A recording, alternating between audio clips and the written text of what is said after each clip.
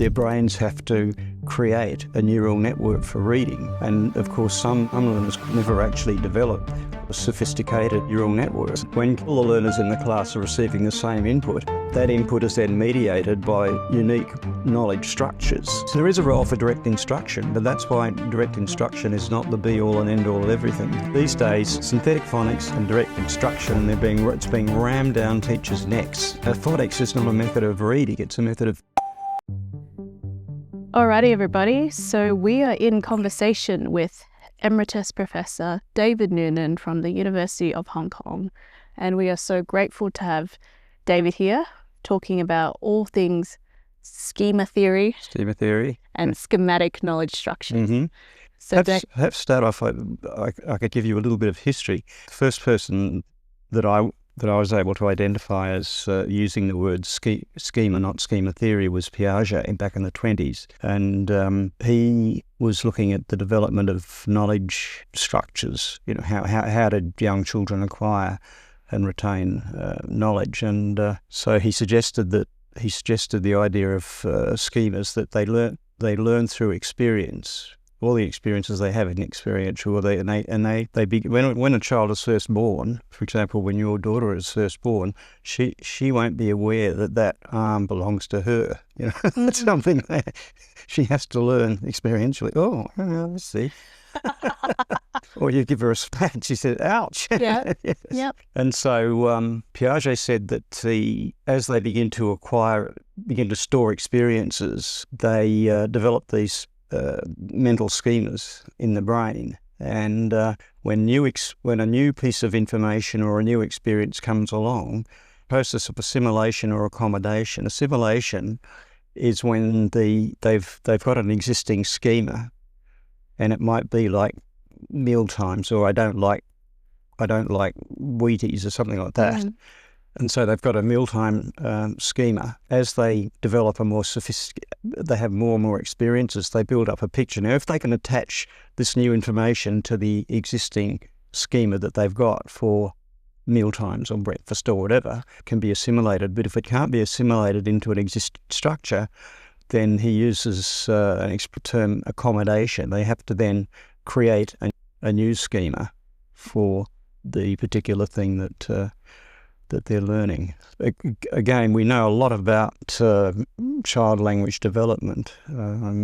Children tend to, and you'll experience this firsthand, it's fascinating. In fact, I recorded my daughters both on tape and also on video. About once every month I'd video, say, Jenny when she was a baby, and just take about like 4 or 5 minutes, but then she could watch that video, say a 20-minute piece of that video, which would cover the first year of her existence. Yeah, so they build up these archetypical perceptions, and so they begin to associate words with them. So mummy, obviously mummy and daddy, for example, are early acquired.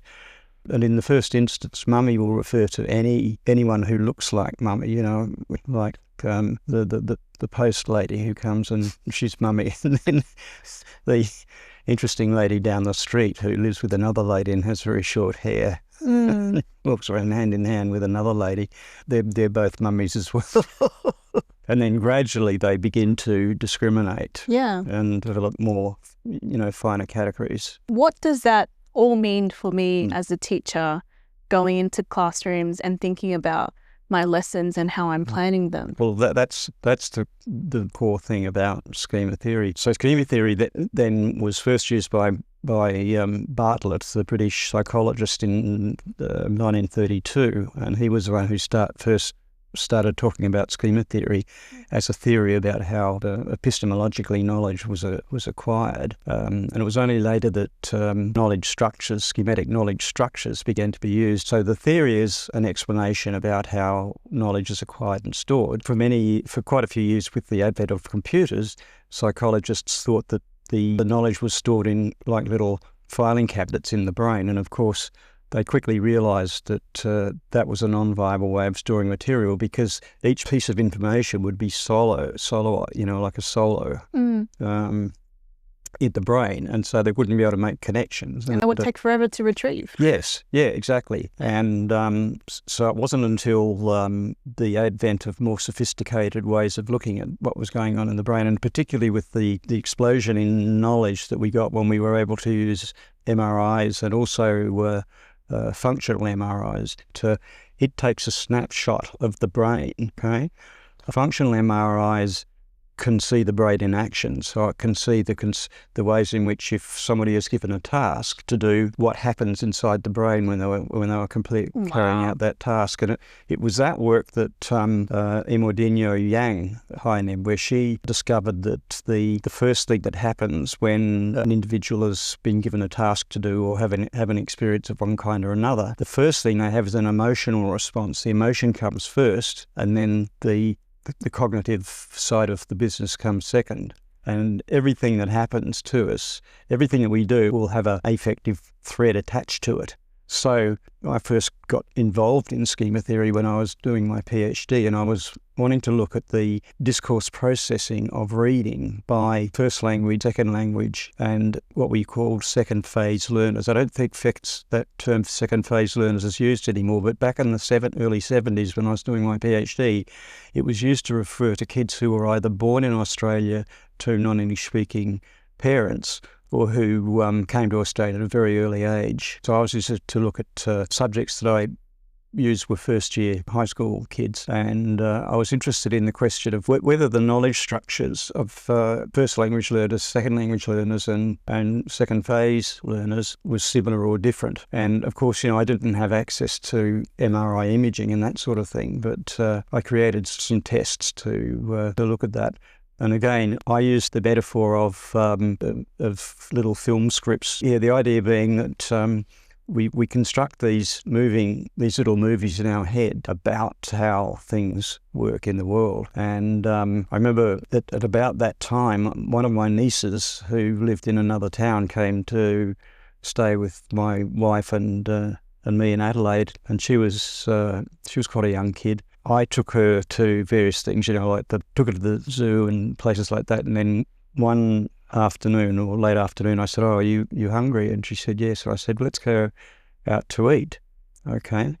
And so I thought I'd take her to a restaurant where I could have a glass of wine and a steak or something like that, because my restaurant schema was that you go to a restaurant, you're greeted at the door, you're shown to a table, you are given the menu, asked if you'd like pre-dinner drink or pre-lunch drink, blah, blah, blah. And that's how things worked. And she said, "Oh, yes." She said, "I'd like to go to McDonald's." And I said, what's a McDonald's? She said, I said, "I don't think we have a restaurant called McDonald's, No. Yes. No. And she said, "Yes, there is. We drove past one the other day." And so I went there and I walked in and I looked around for the maitre d', and I looked around for and so my restaurant schema was severely disrupted. So I had to try and fit that in. I couldn't make it fit. So I then had to develop another knowledge schema, which I could label as fast food restaurants, another category. And so our schematic knowledge structures are changing all the way through life as we go through life. And we've discovered some very interesting things with the development of MRI imaging, for example. Marianne Wolf, who was looking at the development of reading, discovered that unlike with spoken language, where we are genetically as humans predisposed to acquire the language to which we were first exposed, our first language, regardless of whether it was Swahili or Athabascan or Pitjantjatjara or whatever, that we inherit this embryonic neural network for acquiring one's first language. But there's no neural network for acquiring reading. And she was able to demonstrate that quite convincingly through the imaging work that she was doing. And it explained a lot about the nature of the reading process and why reading is such a complicated and difficult process, because basically when kids at the age of, say, 4 or so are beginning to learn to read, either being read to by their parents or when they first go to school, they have to, the process of engaging with and developing the ability to read that means that their brains have to create a neural network for reading. And of course, some learners, quite a number of learners, never actually develop a sophisticated neural network. So they're what we call dyslexics, people who have dyslexia, and there are many different kinds of dyslexia.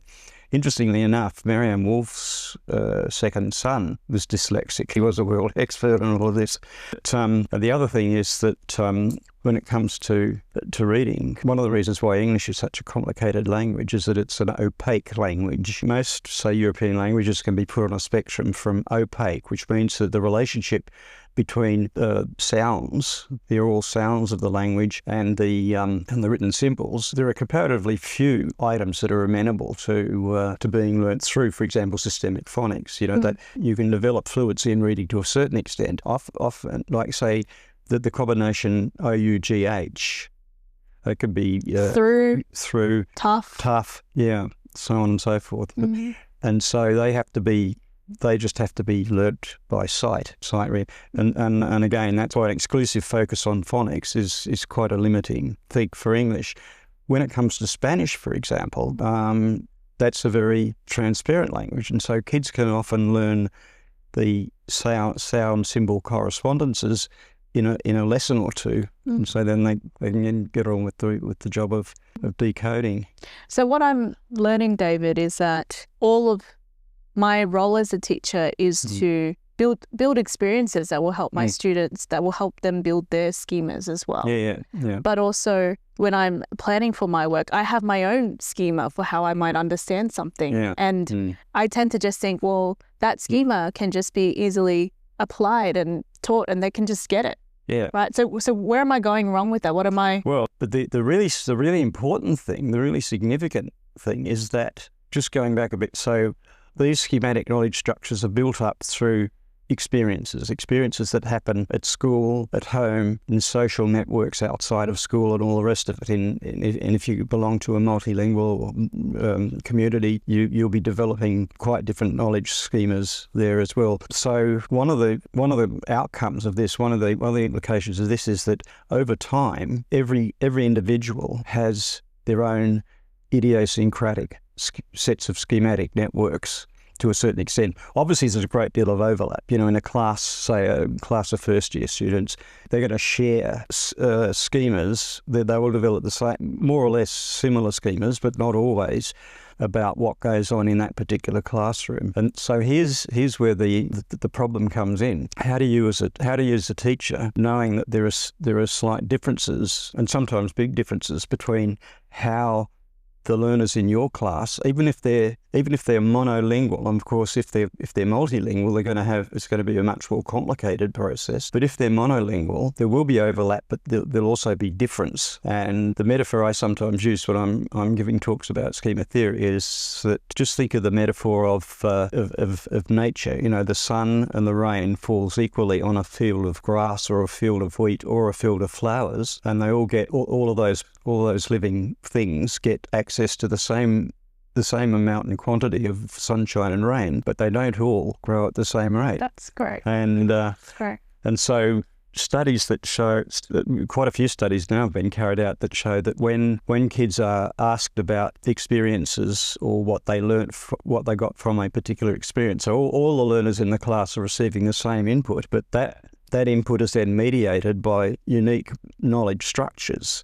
In some instances, there'll be kids in the class that'll have a very similar knowledge structure, but in others it won't. And the two kids that are identical in many respects and probably get on standardised test scores, they probably do pretty much the same, but they'll achieve a learning outcome in somewhat different ways according to the schematic knowledge structures that they've got. Wow. Yeah, and so there's some really groundbreaking work in New Zealand. There's a guy called Graham Nuttall, sadly passed away far too young, but he did these intensive studies of secondary school students in New Zealand, and he had the whole class, all the classrooms were wired up. They had video cameras positioned up in unobtrusive corners of the classroom. All kids were mic'd up. There was so much data that was coming in because they were recording all of the lessons for all of the days, or significant parts of it. So what he did, most of the kids, there are only 3 or 4 kids each of the classes whose mics were live and who were being videoed. Right. And the other kids, and so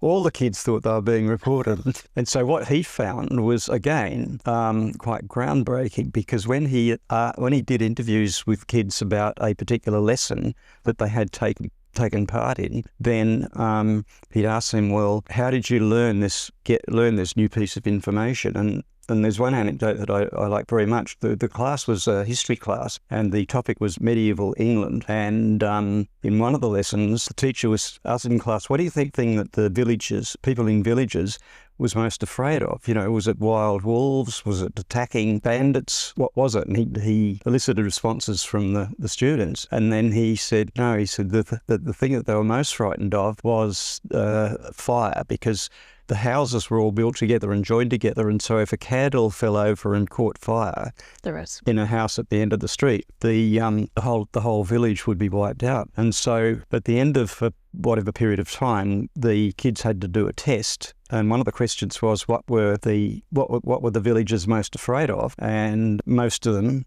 remembered the lesson and said fire was the thing that they were most afraid of. And so one of the students that he interviewed, this student, often he interviewed them days or even weeks after the lesson. And in this particular instance, this kid got the correct answer from fire. And so Graham said, so how did you know it was fire? Did you remember that from the lesson? And he said, no, that was never mentioned in the lesson. What? Yes, that was never mentioned in the lesson. But I went with my parents to a museum and we saw a picture of a medieval village, and it was painting of a village on fire. Wow. So again, that and there are many instances of this where someone can come to the right answer or come to the wrong answer because there's schematic knowledge structures, or they just weren't paying attention at the time. So what are the implications then of the teacher who waters the class with equal amounts of sunshine and rain? How do you reconcile these? You know, you started off with Piaget and this work being back, Frederick Bartlett, 1932. These are scholars and theorists that you've been around for, and immersed in their work for a very long time. Yeah. And me myself as like a teacher, but also, a young scholar now trying to write and be in this space, I feel like there's a sense of richness that I'm missing out on. Very, yeah. And again, that's why, there is a role for direct instruction, but that's why direct instruction is not the be-all and end-all of everything. These days, synthetic phonics and direct instruction, it's being rammed down teachers' necks. Yeah. And of course they have a place, but they're not the be-all and end-all of everything. Phonics is not a method of reading, it's a method of decoding. And so when I was a young teacher, phonics was invented by the way back by the Mesoamericans, I think it was, or the Greeks, or the ancient Greeks. But a version of phonics. But when I was in my first year of teaching, and we'd do the phonics teaching, like a good one, and then we'd use words that had regular sound symbol correspondences. Yes. So a cat sat on a mat, and the cat sat on the mat, and the kids would laboriously read it out, and then some of them were second language learners, and so they were doubly. I had some Greek kids, for example, in the class, and some Asian kids, and of course they didn't have the inbuilt phonemes that a native speaker has, and so I had an advantage. But I had this one kid who was a native speaker, and he could read the cat sat on the mat, and then I said, so John, what sat on the mat? He went, huh? And some of my cynical older colleagues, I asked them about it, and he said, oh yes, half the class are what we call barking at print. They're decoding, and if you're decoding without comprehension, is not really feasible for. A lot of kids pick it up, but again, the whole thing is that the brain is an amazing thing, and it acquires and processes knowledge in all sorts of weird and wonderful ways. Back in the 1980s, back in about 84, I just submitted my PhD, and Dick Allwright, who is an academic from the UK, he was working in Mexico. He posed this question: why don't learners learn what teachers teach? Because he used to informally talk to the kids. He'd typically teach an English lesson at the beginning of the day, and he'd wait until the end of the day to interview several of the several of the students, and he'd ask them what was the point of the lesson that we did this morning. What was the main objective? And only about 50% would nominate the objective, even though it was written in black and white in their textbooks. And others came up with all sorts of weird and wonderful, it was a vocabulary lesson, or it was a lesson about ice cream.